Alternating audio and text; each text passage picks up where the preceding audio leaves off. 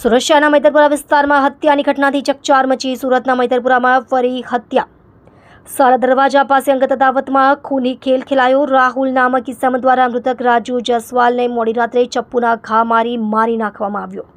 મોડી રાત્રે 2:30 વાગ્યાના અરસામાં રાજુની કરવામાં આવી હત્યા.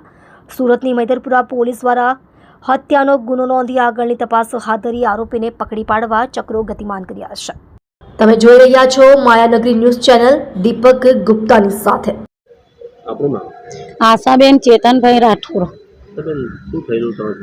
એવી ઘટના થઈ છે કે મારા છોકરાને રાતના ચપ્પુ મારી દીધા છે. તો અમે ઘેરે સુતેલા આવતા તો અમને બીજા વ્યક્તિનો ફોન આવ્યો છે કે તમારા છોકરાને વાગી ગયું છે. પણ અમે અહીંયા આવ્યા તો એને ઓફ બતાવ્યા. એ મેદરપુરા. એનું નામ રાહુલ. કેટલા લોકો હતા મારવા? એ અમને તો એને ખાલી એક જ બતાવેલો છે. શું કહેવા માંગો છો પોલીસ પર? મને કઈ નહીં જોઈએ, મને ખાલી ઇન્સાફ જોઈએ મારા છોકરાના બદલામાં. કેટલી ઉંમર હતી આશરે? મારા છોકરાની કેટલી ઉંમર? 18. શું નામ હતું છોકરાનું? રાજા.